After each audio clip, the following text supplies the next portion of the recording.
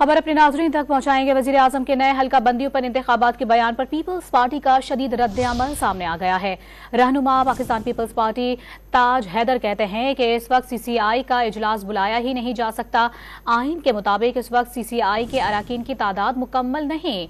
निगरान वज़ीर आला CCI के इजलास में शिरकत ही नहीं कर सकते। क्या तफसीलात हैं, जानेंगे डॉन न्यूज़ के नुमाइंदे नादिर गुरामानी से। नादिर गुरामानी बताएगा मजीद क्या तहफ़्फ़ुज़ात का इजहार किया गया है और क्या रद्द-ए-अमल सामने आया है।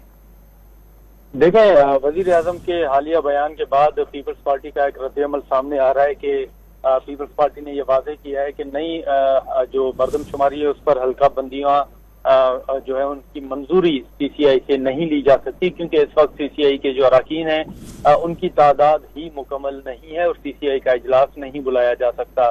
ताज हैदर ने जो गुफ्तगू की है उन्होंने ये भी कहा है कि इस वक्त जो सूरत हाल है उसमें अगर वजीर आजम वज़ीर आला को CCI के इजलास में बुलाते हैं तो ये आइन शिकनी होगी, क्योंकि आइन में ये वाज़ेह लिखा हुआ है कि जो वजीर आजम और वज़ीर आला जो हैं वो CCI के मेंबर्स होते हैं, उसमें केयर टेकर का कहीं भी जिक्र नहीं है। तो इसलिए CCI पे जो नई हल्का बंदियां हैं, जो मरदमशुमारी है, उनकी नहीं ली जा सकती मंजूरी। और अगर CCI ने मंजूर दे दी तो उसके बाद इलेक्शन कमीशन पाबंद हो जाएगा कि वो नई हल्का बंदियां करवाए और उसमें फिर टाइम दरकार होगा। ताज हैदर ने यह भी बताया है कि एक नहीं बल्कि कई मरतबा वफाकी हुकूमत को सिंध हुकूमत की जानिब से खतूत भी लिखे गए हैं जिनका सही। तो वजीर आजम के नए हल्का बंदियों पर इंतखाबात के बयान पर पीपल्स पार्टी का शदीद रद्द-ए-अमल सामने आया है, जिसकी तफसीलात बता रहे थे नादिर गुरामानी। आप बहुत शुक्रिया आपका।